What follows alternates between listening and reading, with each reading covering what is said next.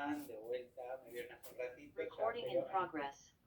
eh, ahora me van a ver de vuelta, pero no tanto a mí, ya no voy a tomar tanto protagonismo en estas horas que siguen. Eh, bueno, en principio, gracias y felicitaciones a quienes se animaron a poder anotarse para hacer su práctica de interpretación, tanto quienes están con la cámara encendida en este momento, como también para quienes están con sus cámaras apagadas, haciendo igual una práctica de interpretación y grabándose. Eh, bueno, hoy tenemos nuestra cuarta charla y a nuestro cuarto invitado, que ya lo estamos viendo ahí en pantalla, Leo, Leonardo Peluso. Leo, bueno, tiene un doctorado en lingüística, se ha dedicado desde hace muchos años a la investigación y al trabajo por la comunidad sorda de Uruguay. Leo es uruguayo y ha trabajado en Lodelar, ha estado a cargo de la carrera de Tecnicatura Universitaria en Interpretación de Lengua de Signos Uruguaya. Ahora nos va a contar un poquito más para conocer un poco cómo es la oferta formativa y desde qué mirada, desde qué paradigma se inscribe esta formación vinculada con el trabajo translativo, tanto de interpretación como de traducción en contexto de lengua de señas uruguaya. Bueno, yo lo conocí porque fue docente mío también, como les contábamos, tuvieron a Maruque en la primera charla y estuvimos hablando acerca de algunos y algunas docentes que formaron parte de esas primeras cortes de la Tecnicatura de la UNED. Y bueno, desde ese entonces conocemos, así que y últimamente lo he estado leyendo porque Leo tiene, además de su tesis doctoral, también tiene varios artículos y trabajos realizados vinculados con lo que hoy va a contar un poco, pero me interesa mucho porque es un campo que no está muy explorado todavía en esta región, excepto por ahí en algunas partes, y que está bueno poder abonar a nuestro campo, a nuestra geografía, desde nuestro país hermano. Y bueno, también es una buena oportunidad para tejer alianzas, para recomponer un poco el tejido interinstitucional. Así que muchísimas gracias, Leo, por sumarte, por aceptar la invitación, y ahora te cedo la palabra.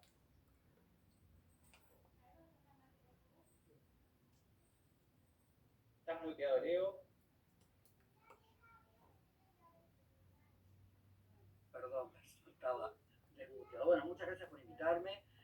Me encanta participar de estas instancias y bueno, ir conociéndonos. Creo que es algo que hace a la vida académica y al poder disfrutar de los encuentros.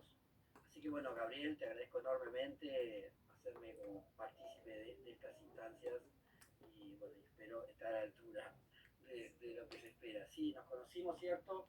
Hace ya como 10 años en Paraná, éramos unos niños y pasa el tiempo y seguimos trabajando más o menos en las mismas cosas, así que bueno, eso quiere decir que hay también como un compromiso con la temática.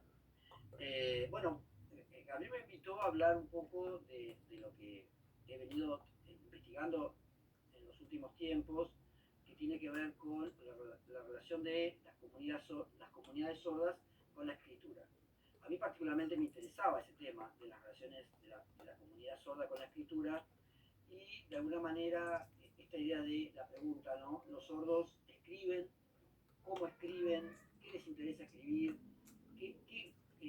hay cultura letrada en la comunidad sorda, en fin. Eran como conceptos que me parecen interesantes porque además no solo me parece interesante, o me parecía interesante en términos bueno, de lo que hacemos en el mundo letrado, sino que también tiene que ver, esto tiene que tener que ver con implicancias políticas, ¿no? Esto de decir, por ejemplo, que la LSU o la LSA son lenguas ágrafas, tiene una implicancia política que me parece gigante, y ya les digo que yo hace años ya no digo más que la LSU es una lengua ágrafa porque me parece que es muy estigmatizante, y lo que decimos ahora en Uruguay es que la LSU es una lengua letrada sin escritura. Y ahora voy a explicar qué quiero decir con esto, ¿no? Que la LSU sea una lengua letrada y sin escritura. Bueno, cuando yo empecé a trabajar en esto y mi idea era, bueno, ver cómo escribían los sordos, cómo producían textos escritos, siempre, obviamente, lo que fue histórico era pensar que las comunidades sordas,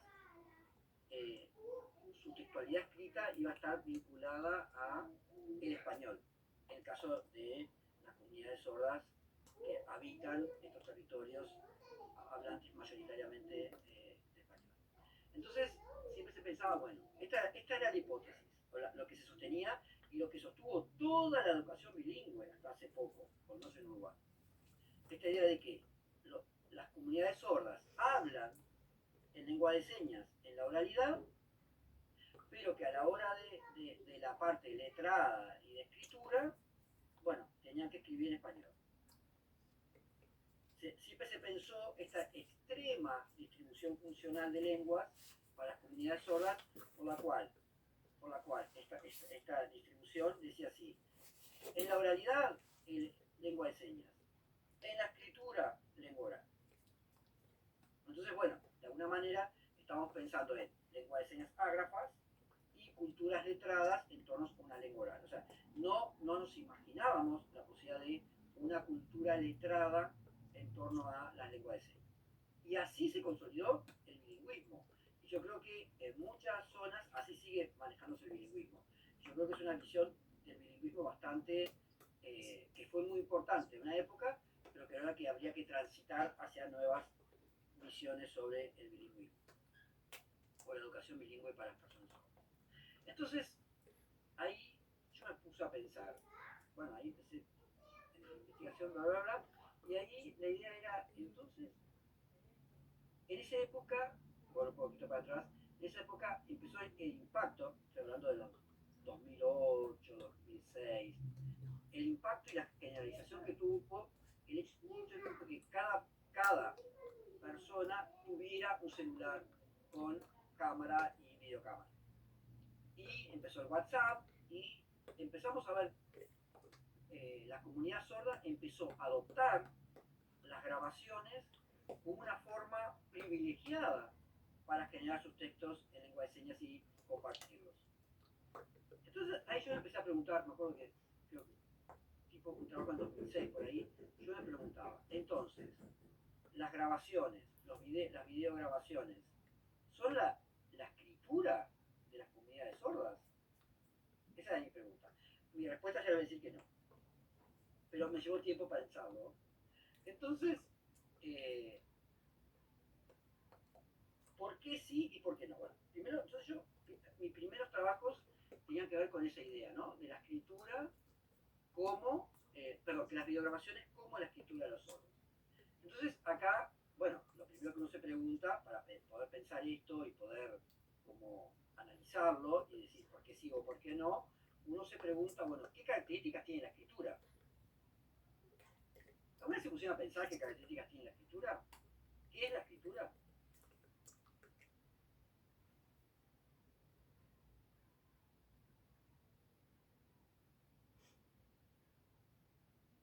Gabriel, ¿vos podés compartir? ¿Puedo hacer, escribir algo? Digo, Sí, por para supuesto. que ayude un poco.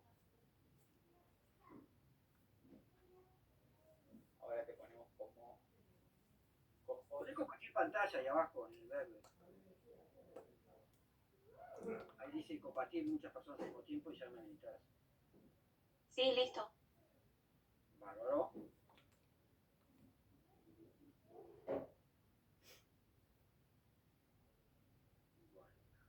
Bueno, creo que es la hora de quiero compartir.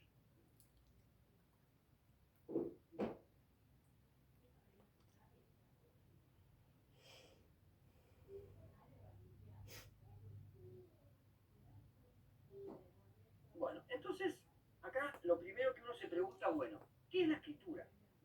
Y acá yo sigo a toda una tradición gramatológica que considera, define a la escritura como una tecnología.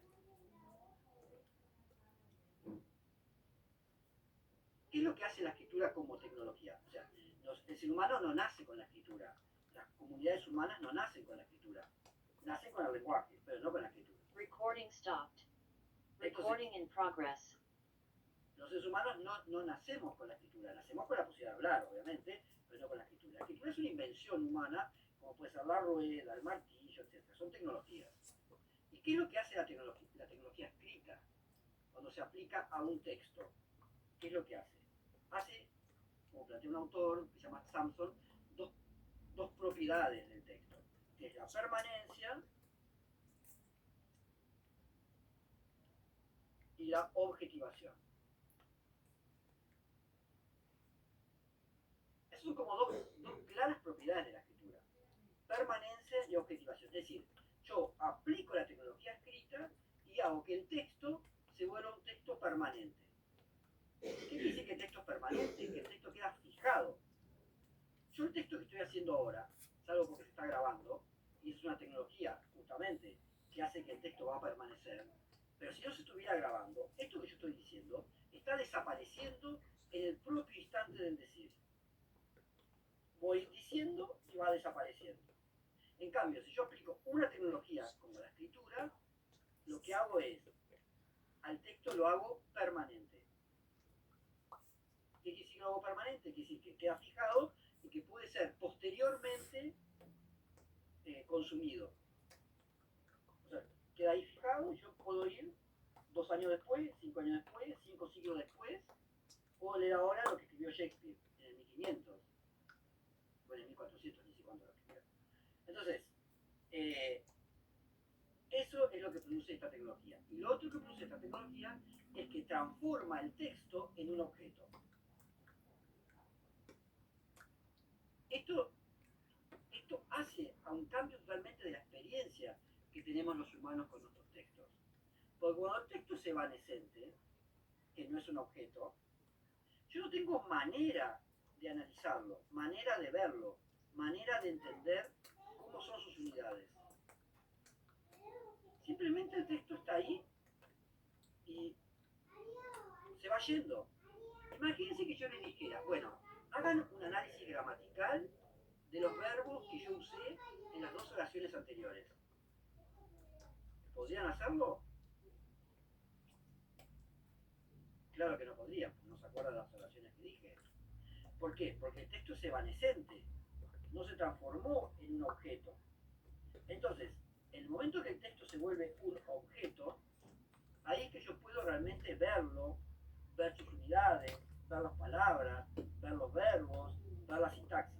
Es decir, es recién cuando el texto se fija y se vuelve un objeto, es que yo puedo ir al texto, pensarlo, analizarlo. O sea, todo el análisis gramatical surge justamente a partir de esta experiencia que tenemos los seres humanos de tener los textos fijados, que nos permite justamente pensar sobre ellos. Entonces, ¿vamos bien? ¿Van siguiendo el razonamiento? Pueden responder, yo lo voy siguiendo, el resto de los estudiantes pueden responder, levantar una manito, poner un pulgar. No lo dejen solo al día hablando solo, por favor. Ah, no. Ruth dijo que sí. O levantó la mano. Sí, sí, sí. Esto me está saliendo. Que sí. Bueno, ok. Muchas gracias por el feedback. Entonces, esto produce otros efectos. O sea, estamos hablando de un texto que se separa del momento de enunciación.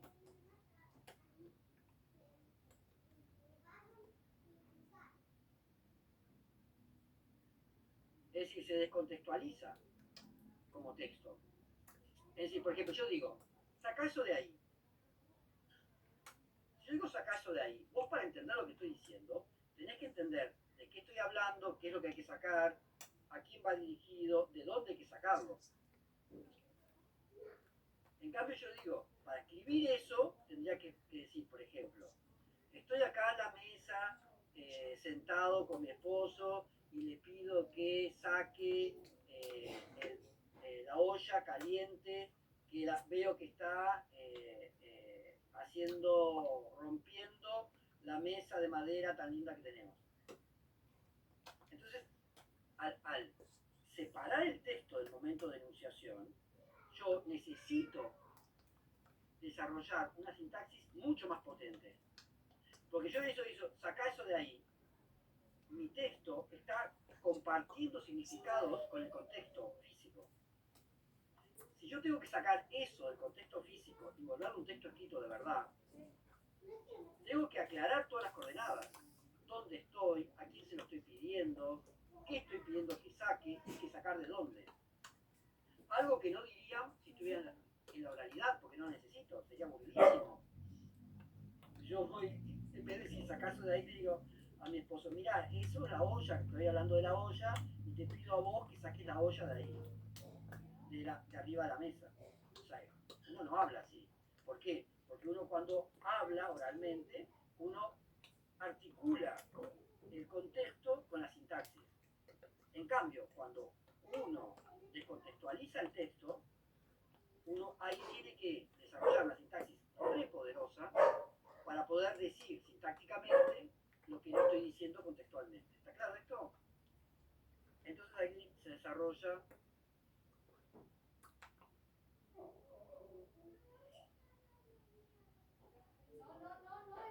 una sintaxis descontextualizada.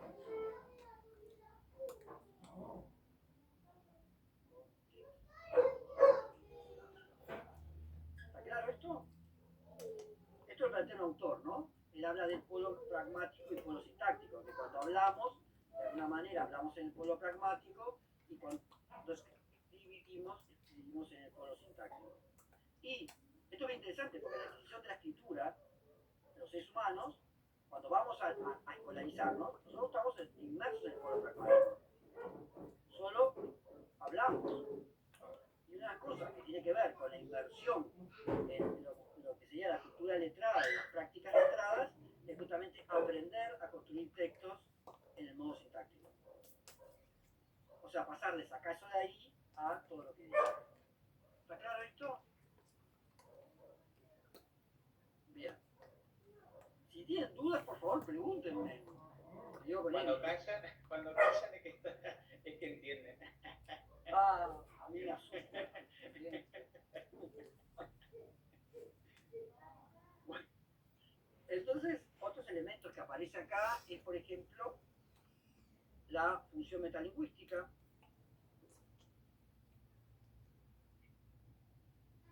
Para algunos autores, en realidad, cuando estamos en la oralidad, no tenemos una verdadera función metalingüística. Podemos decir, dudé, o esto me cae mal, así no lo dije bien, pero es mucho más que eso. Pero esta idea de palabras, letras, oraciones, es una idea que es muy propia y efecto de la escritura. Es decir, nosotros reflexionamos sobre las unidades que la escritura nos ofrece. Y no reflexionamos sobre las que nos ocultan. La escritura oculta muchas cosas de la estructura lingüística. Y sobre eso seguro que no tienen idea. Por ejemplo, unas cosas que oculta la escritura son la nuestra, ¿no? Porque las japonesas sí. Pero la nuestra, una cosa que oculta es, por ejemplo, la morfología de la lengua. En las lenguas orales, ¿no? A nosotros nos oculta la morfología de la lengua.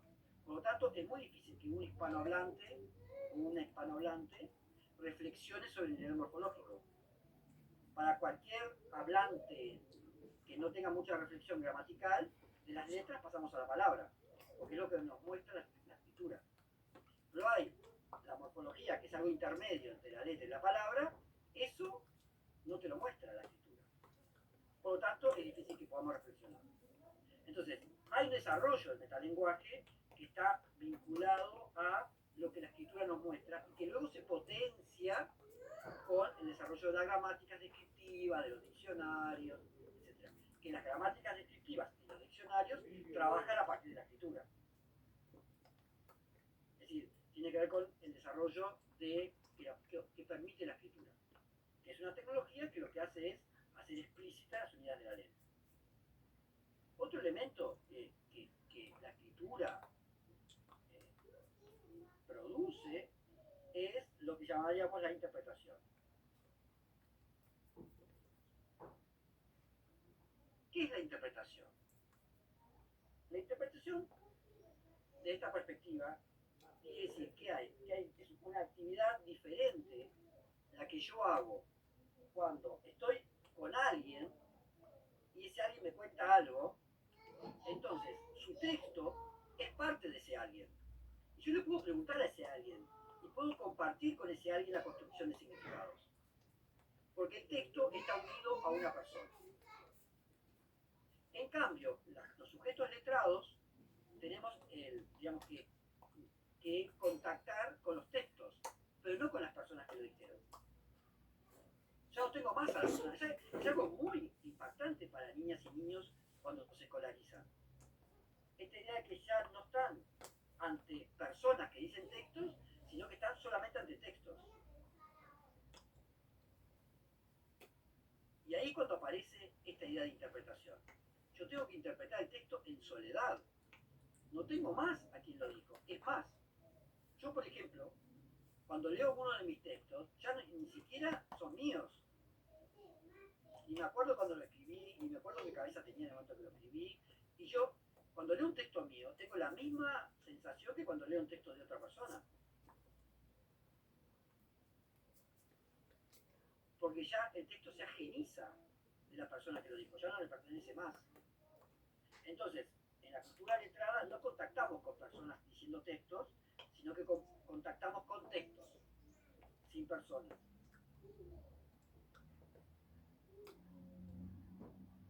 ¿Está claro esto? Entonces, bueno, vemos que tiene la función metalingüística, la interpretación. Después, obviamente, que se promueven el control y la planificación.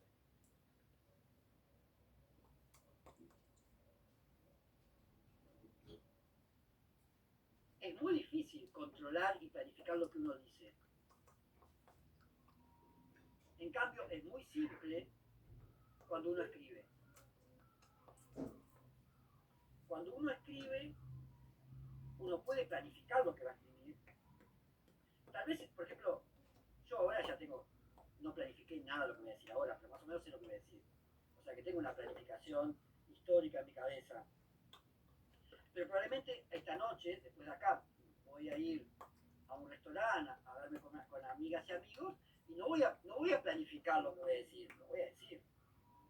Meteré la pata, diré disparate, me reiré, se reirán de mí, etc. Pero no voy a planificar lo que voy a decir porque sería un monstruo. Entonces, uno puede planificar, o sea, la escritura promueve los niveles de la planificación y el control. Fíjense, por ejemplo, el WhatsApp. Que el WhatsApp es una forma de la oralidad atravesada por la escritura. Y fíjense, cada uno y cada uno de ustedes, cómo, de acuerdo al destinatario, ustedes controlan y planifican mucho más. Yo, por ejemplo, si le mando un WhatsApp a mi esposo o a algunas amigas y amigos, ahí van con falta de ortografía, mal escrito, cualquier cosa. Lo primero que se me ocurre lo pongo. Ya si estoy, por ejemplo, con compañeros de trabajo, así, ya controlo más lo que pongo. Ya si le voy a mandar un WhatsApp al decano de la facultad, ahí lo escribo en Word y lo paso al WhatsApp Word. O sea que, de acuerdo a la formalidad del vínculo con el que yo tenga, yo controlo, planifico más o menos lo que voy a poner en un WhatsApp.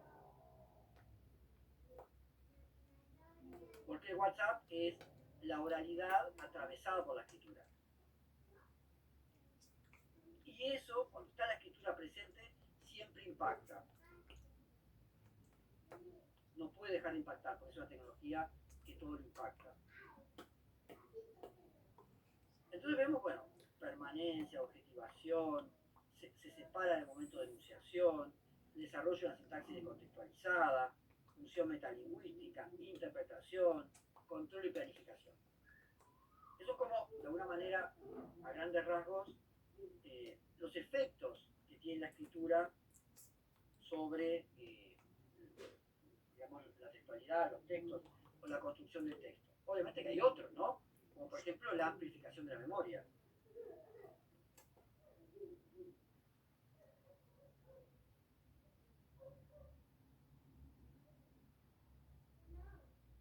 Por ejemplo, muchos y muchas de nosotros escribimos en un cuadernito o en la agenda, por ejemplo, la lista del supermercado,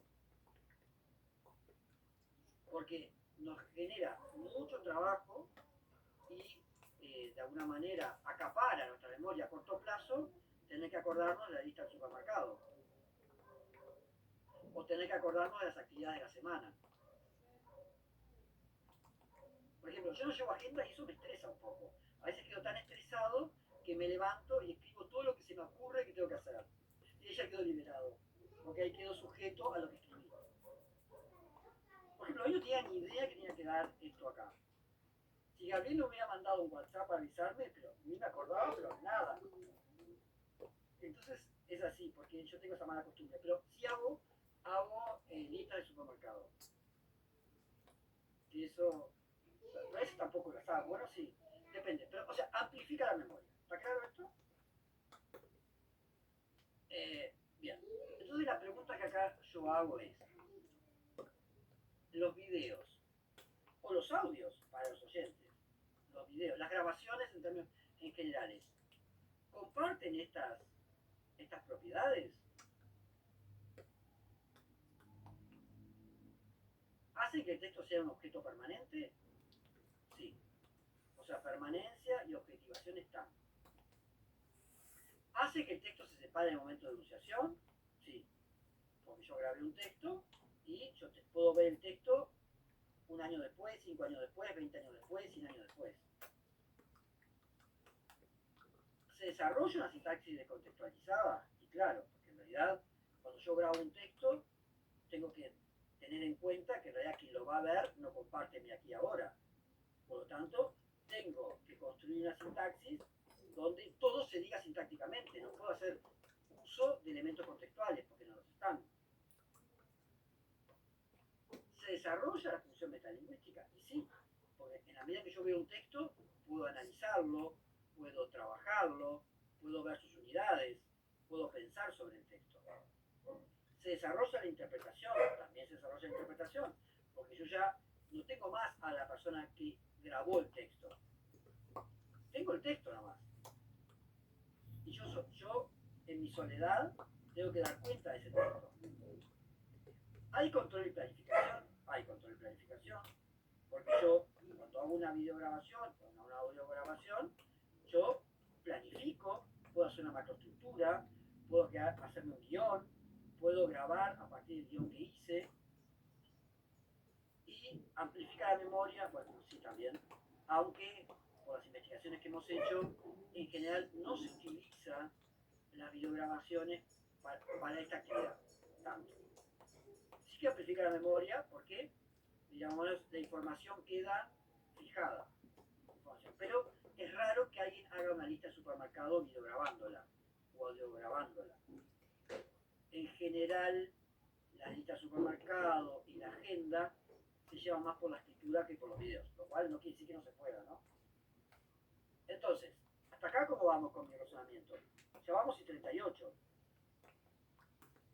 No sé, digo.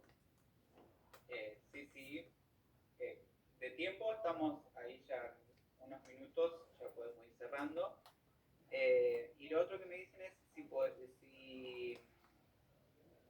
si podemos dejar de compartir porque algunas personas sordas no están pudiendo ver bien el intérprete. Ah, perdón, me habían dicho antes. No, recién me acaba de llegar un mensaje. Bueno, entonces recordemos todo lo que acabo de escribir y pensemos si esas propiedades se aplican o no a los videos. Yo creo que sí se aplican, ¿no? ¿Estamos de acuerdo? ¿Alguien no está de acuerdo?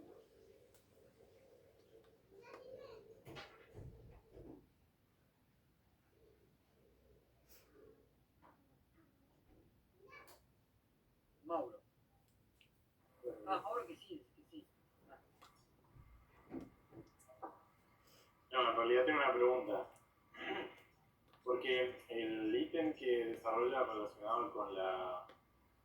Se me confunden los conceptos, no sé si es el de la descontextualización o el de la interpretación, pero al tener un video grabado de una persona señante, de alguna manera estoy entendiendo la intención del mensaje también. dado que en lengua de señas hay mucho trabajo con un manual que expresa no solo el texto fuera de contexto, sino también la intención del enseñante, lo que quiere decir, el modo en que lo quiere decir. ¿Eso de alguna manera influye? Bueno, claro, ahí estamos viendo entonces las características diferentes que tiene la escritura de un video. Y, o sea, yo llegué a o sea, primero yo dije, bueno, todo esto es similar. Por lo tanto, los sordos escriben con videos. O la comunidad sorda escribe con videos. Pero después ahí me puse a pensar, bueno, nos podemos poner a pensar, ¿no? ¿Realmente el texto escrito funciona como las grabaciones? O sea, son tecnologías totalmente distintas. Entonces, ahí me parece que lo interesante es pensar cuál es la esencia de la tecnología. La escritura es una tecnología representacional. Quiere decir que la escritura lo que hace es representar las unidades de la lengua. Yo tengo una letra o un grafema que representa un fonema, una unidad de la lengua. Tengo una letra, un grafema. En cambio, la grabación lo que hace es registrar al hablante. No lo representa, no hay representación ahí. Hay registro del hablante. Por lo tanto, obviamente van a aparecer todos los aspectos entonacionales, gestuales, en fin, digamos, de énfasis que yo puedo dar con mi gestualidad, con mi expresión facial, etc. Que en la lengua de señas es sintáctica también. Pero también tiene también este otro aspecto que digamos que es más de la línea más entonacional, gestual, etc. Igual que un oyente grabándose en español, también va a aparecer todo ese aspecto. Entonces, a mí ahora lo que me gusta decir, voy a escribir algo, no hablo y así lo vemos.